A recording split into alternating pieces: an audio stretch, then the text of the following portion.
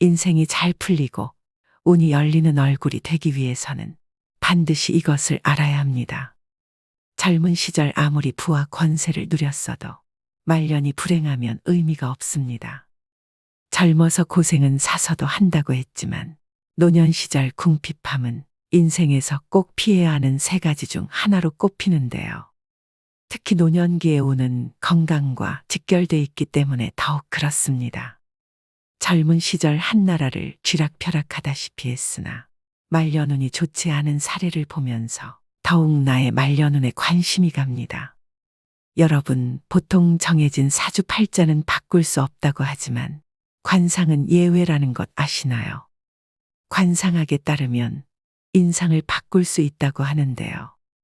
말년운이 좋은 관상은 따로 있다고 하지만 혹 그렇게 생기지 않았더라도 너무 걱정 안 하셔도 됩니다. 말년운이 좋아지는 얼굴로 만들면 됩니다. 그래서 오늘은 불을 불러오는 관상 만드는 방법과 말년운이 좋은 관상은 어떤 특징이 있는지 살펴보겠습니다.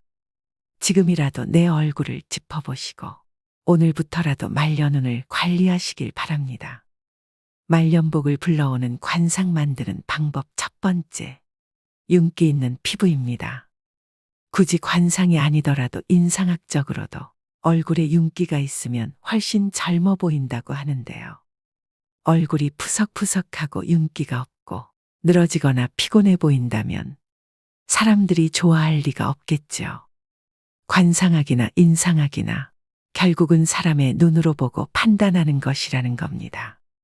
여러분, 부티나는 얼굴을 한번 연상해 보세요.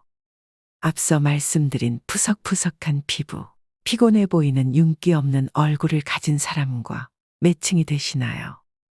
관상학적으로도 얼굴에 윤이 나지 않는다면 절대 성공할 수 없다라고 말을 하고 있습니다.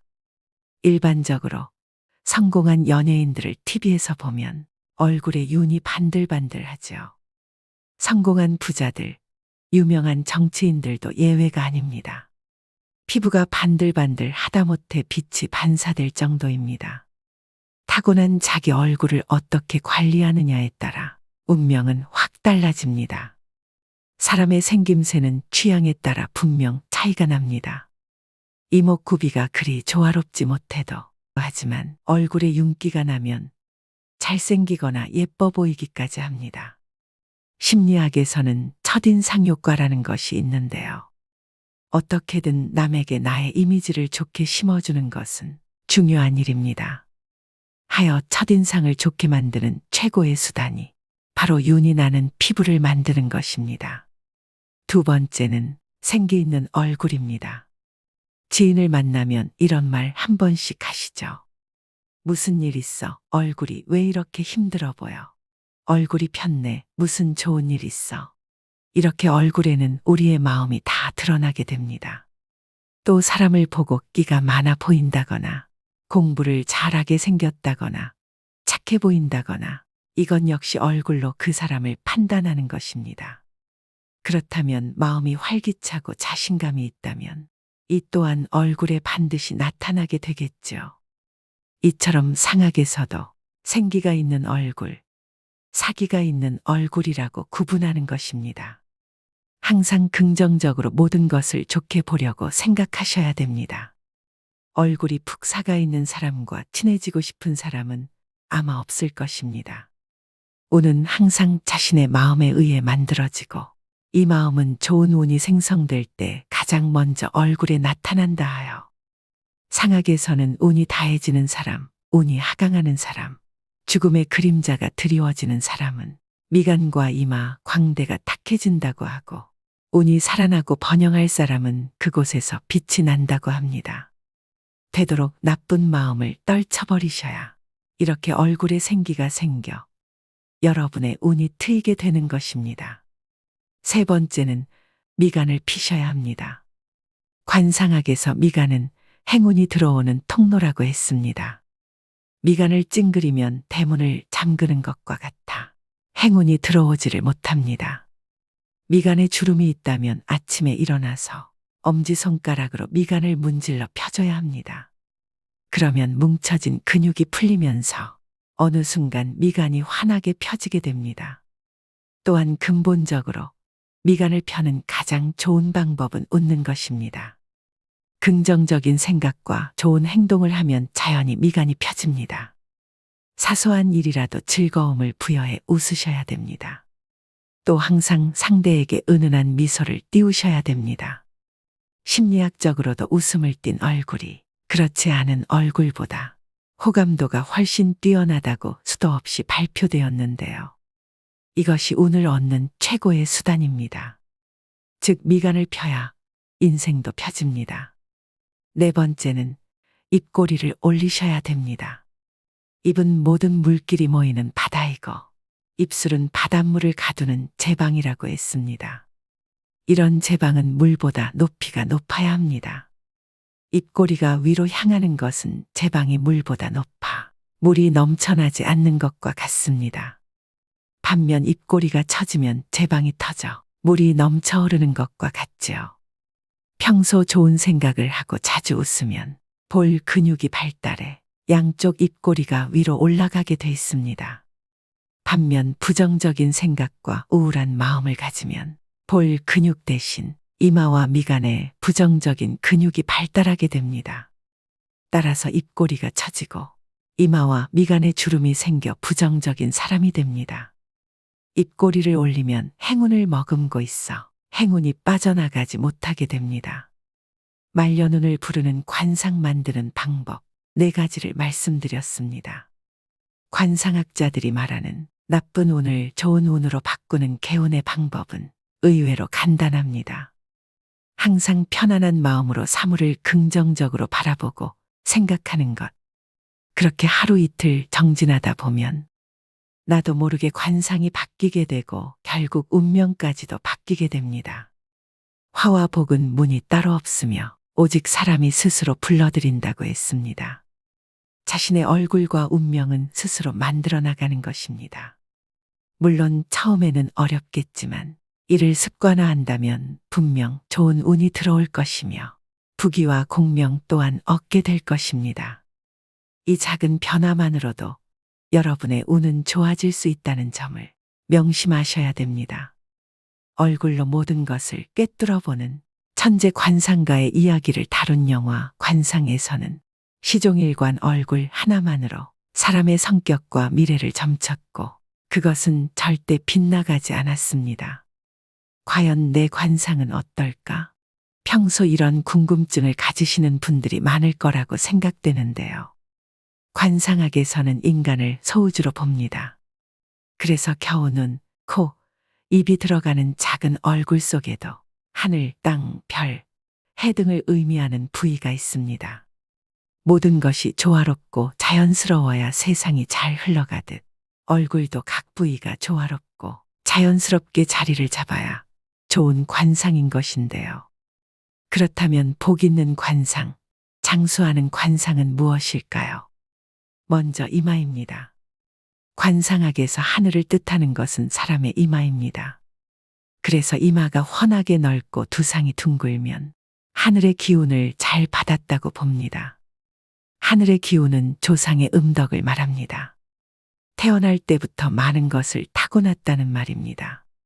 이마가 잘생겼다면 초년에 큰 어려움 없이 재능, 건강, 재물, 강한 정신력 등을 물려받았다고 봅니다.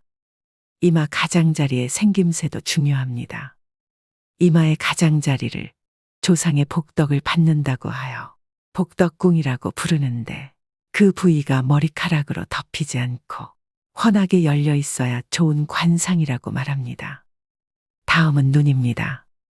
관상학에서는 왼쪽 눈을 해, 오른쪽 눈을 달이라고 봅니다. 눈이 지혜를 뜻하며 해처럼 밝게 빛나고 눈동자가 검으면 지혜로운 관상이라고 합니다. 만약 좋은 이마를 타고났어도 눈에 힘이 없고 흐리멍덩하다면 소용이 없습니다.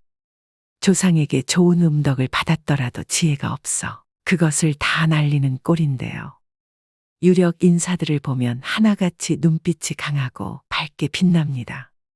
또 눈과 눈썹은 멀수록 좋고 눈썹이 높으면 출세와 명예가 높아집니다. 눈썹이 지나면 체력이 좋으며 말년에 문서복과 부동산복이 늘어납니다. 또 눈썹이 좋으면 귀인의 도움을 받을 수 있으므로 어려움을 잘 극복하는 다복한 말년이 예상됩니다. 그 다음은 코입니다. 코는 산과 같습니다. 높은 산맥처럼 힘있게 우뚝 솟은 것이 좋습니다. 또한 오장육부를 상징하고 있기 때문에 실하고 풍대한 코가 좋은 코라고 보는데요. 장수하는 어르신을 보면 대부분 코가 큽니다. 코가 작다는 것은 오장육부가 약하게 태어났다는 뜻이고 수명이 짧을 수 있으므로 건강관리를 잘해야 합니다. 코가 크고 높으면 자존심이 강하고 스스로 무엇을 하고자 하는 욕구도 강합니다. 다음은 광대뼈입니다. 코가 산이라면 광대뼈는 바위를 뜻합니다. 덩그러니 우뚝 솟은 산은 모진 풍파를 맞지만 양옆에 바위가 있으면 덜한데요. 코가 자신이라면 광대뼈는 옆에서 도와줄 조력자입니다. 배우자, 가족, 친구, 이웃, 직장 동료 등을 의미합니다. 그래서 코 못지않게 광대뼈의 모습도 중요합니다. 관상학에서는 광대뼈를 광골이라고 하며 이 광골이 둥글고 앞으로 발달되어야 좋다고 봅니다. 만약 광대뼈가 옆으로 발달하면 코와 멀어지는 형상이어서 가까운 사람에게 배신을 당할 수 있습니다. 코가 높고 광대뼈도 적당하게 발달해야 가정도 편안하고 사업도 번창하는 좋은 관상입니다. 다음은 입입니다. 윗입술보다 아랫입술이 도톰하고 입이 크면 좋은 관상입니다. 입술이 도톰하고 뚜렷하면 말년운이 좋다고도 합니다. 입꼬리가 약간 올라가도 좋은 관상인데요. 이마가 의미하는 조상의 음덕을 그릇으로 고스란히 바치는 꼴이기 때문입니다. 올라간 입꼬리는 조상의 음덕을 말년까지 두고두고 누리는 것을 의미합니다. 인중이 길면 수명도 길고 말년이 편안하며 자손도 번성한다고 하는데요. 또한 인중이 길면 인내심도 강합니다. 인중이 좁고 짧고 얕은 사람은 그릇이 작고 이해심이 부족합니다. 말년의 기력이 약해져서 건강 관리를 잘해야 하고 자식과의 연이 적습니다. 만약 여러분들 중에 입이 빈약하다면 웃을 일이 없다고 하여도 꼭 많이 웃기를 바랍니다. 입은 중년과 말년의 모든 복을 담는 그릇이 되기 때문입니다. 다음은 턱입니다. 턱은 나의 인생을 떠받쳐주는 역할을 하고 재산을 모으고 축적하는 곳인데요. 땅 부자 중에는 턱이 잘 발달된 사람이 많습니다. 약간 각진 듯 둥근 턱이 좋은 턱으로 여겨집니다. 턱의 두께는 살이 많으면서 탄력이 있어야 좋고 턱 주위가 둥글어 마치 U자형처럼 풍만하고 여유 있게 보이는 턱이 좋은 턱입니다. 턱은 집터와 같기 때문에 좌우 아래가 넓고 크고 두껍고 단단할수록 좋습니다. 이런 턱은 노년의 풍요로운 삶을 영위할 수 있고 아랫사람들이 잘 따르게 됩니다. 관상학에서는 턱은 노복궁이라고 하며 주위 사람들이 나를 얼마나 믿고 따르고 도와주느냐를 보는 부분이기도 합니다. 따라서 턱이 넓고 크면 내가 부릴 수 있는 사람, 나를 따르는 사람이 많다는 의미가 됩니다. 즉 한마디로 아랫사람의 덕이 있고 자녀도 효도하게 됩니다. 반면 턱이 좁고 작으면서 약하면 내가 부릴 수 있는 사람, 나를 따르는 사람이 없어 어떤 일이든 나 혼자 해야 합니다.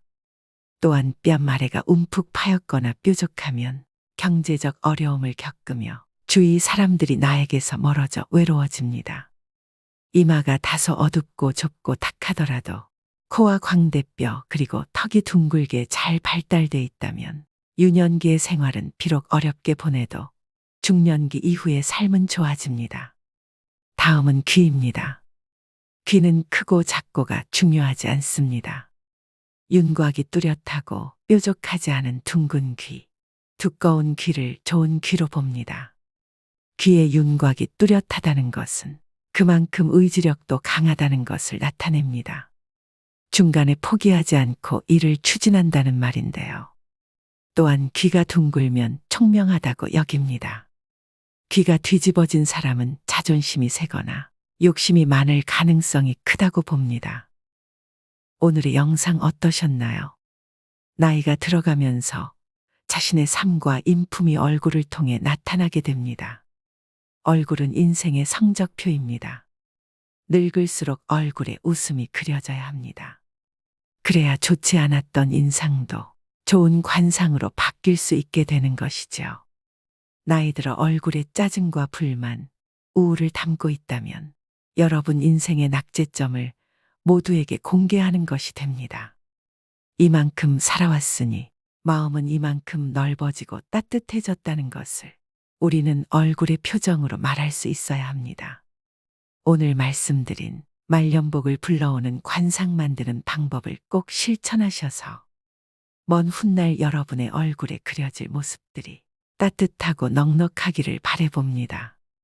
사람의 운명을 과연 어떤 것이 갈라놓겠느냐고 생각할 수도 있지만 분명한 것은 아주 작고 사소한 무언가가 변화를 만들며 이 작은 변화만으로도 여러분의 운명은 좋아질 수 있음을 명심하시길 바랍니다. 오늘도 노후의 지혜와 함께 해주셔서 감사드립니다. 황금빛으로 무르익어가는 여러분의 지혜로운 인생을 언제나 응원합니다.